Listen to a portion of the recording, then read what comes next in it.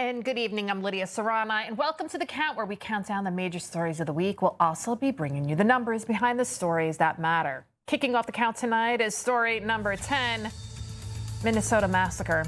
This week, tragedy unfolded with the Catholic community of Ascension Church and School in Minneapolis when a cowardly, deranged, trans gunman opened fire on the school mass in the morning, 8:15 in the morning, firing as many as 120 rounds into the sanctuary through the church windows, killing 2 Catholic school children in the pews as they prayed. 18 others were also hurt, most of them also children. 1 child now remains in critical condition. 7 more children and 1 adult remain hospitalized but are expected to survive. And despite uploading videos showing a clear hatred for Christianity, writing messages like "kill Donald Trump" and anti-Semitic, racist phrases on his weapons and ammunition, law enforcement says they still have no answers on a motive. Joining me now, former FBI Special Agent Scott Duffey. Also with us, Rich Stanek, former sheriff of Hennepin County, Minnesota. Gentlemen, thank you so much for joining us. Rich, the police are saying the motive is still a mystery. We're seeing the New York Times also reporting it. Is it a mystery to you? No. I think this person suffered from severe mental illness.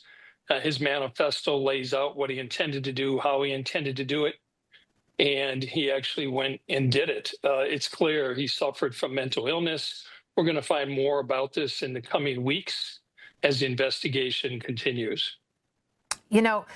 Scott, RFK Jr., the Health and Human Services Secretary, he also said that we should also be taking a look at the type of drugs people are on, psychotropic drugs that are even prescribed by a doctor.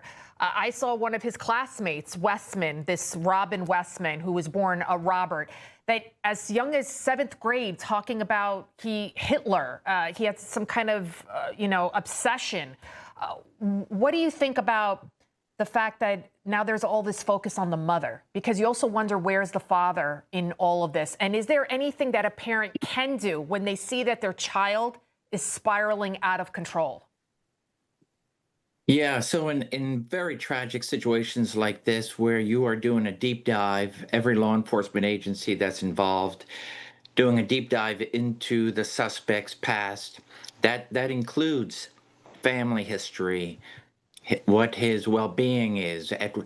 Was he receiving any type of mental health counseling, and of course, whatever medication he may or may not have been in. So the FBI and of course the investigation being conducted there, they are doing everything possible to get the background, and that includes going to family.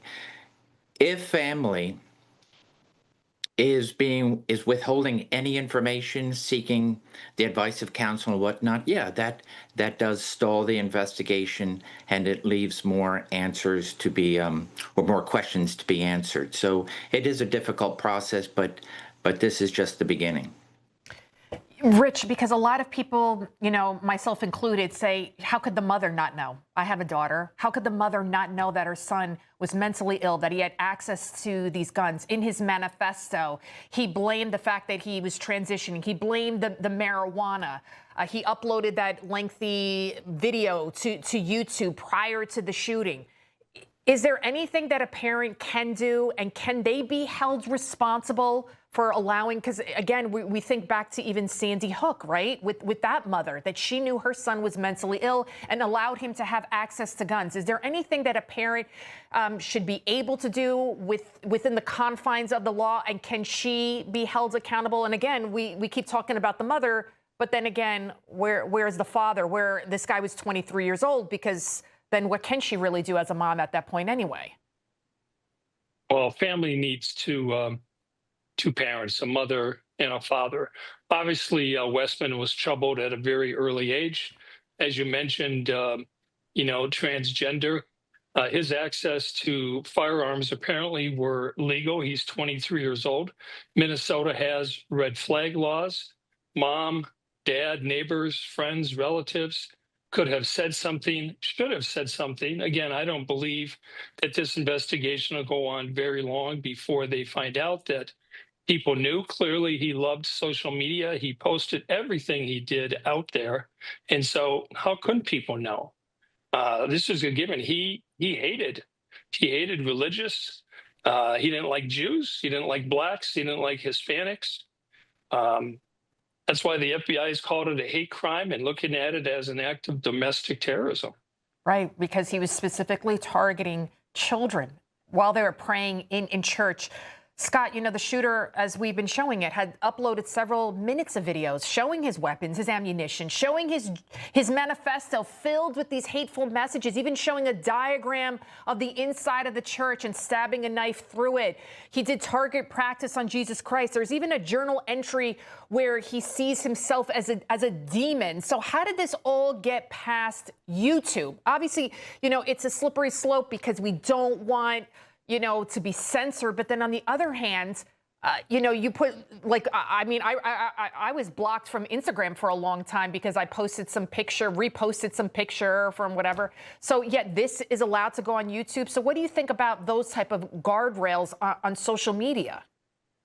Yeah, so here we live in a time where we are privileged to have freedom of speech, freedom of thought. And it is when that speech, that thought executes or it turns into an execution of a criminal act and a plan.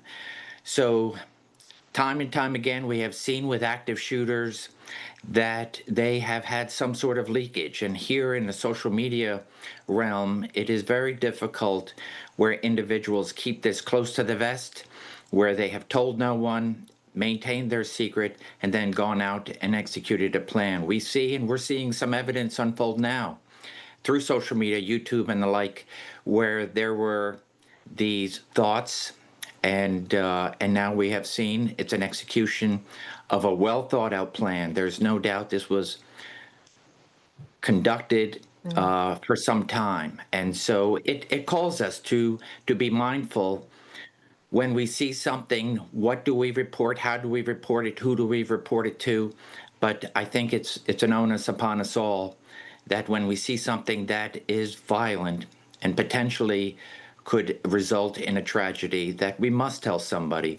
And that is why the FBI has these tip lines 24/7, constantly going through anybody and everybody that has provided a tip anonymously of something that they believe is suspicious or potentially violent.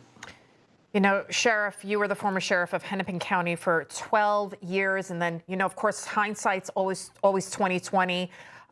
Minnesota Governor Tim Walz, he's now deployed law enforcement to protect schools and places of worship, these soft targets in Minneapolis. But just 2 years ago, after the Covenant School shooting in Nashville, he ignored the requests of non-public schools seeking the Minnesota State Legislature enactment of Walz's budget recommendation to establish a $50 million grant program to secure all schools in Minnesota. It's sad that it's come to this. Do we need to harden all of our soft targets, schools, churches, you name it, especially with our most precious commodity, our children, when they are present there? You know, I was born and raised in this community, spent 40 years of my adult life in public service at being a police officer in Minneapolis and Hennepin County. Saw a lot, never thought I'd see something like this. Tim Walz, Mayor Jacob Fry from the city of Minneapolis, there's a lesson in failed leadership. The defund the police movement started in Minneapolis, Minnesota. Thank God it was defeated, but it decimated the Minneapolis Police Department. They've lost hundreds and hundreds of officers. They have half the staffing they had 4 years ago. And that's about the leadership. As far as target hardening of schools and churches and others, boy, it sure would be nice, but it's really expensive. And do we really need to do that? I think we can do, you know, prevention through education. The kids at the school did a magnificent job with their buddy system. The older kids protecting the younger kids, that was in place.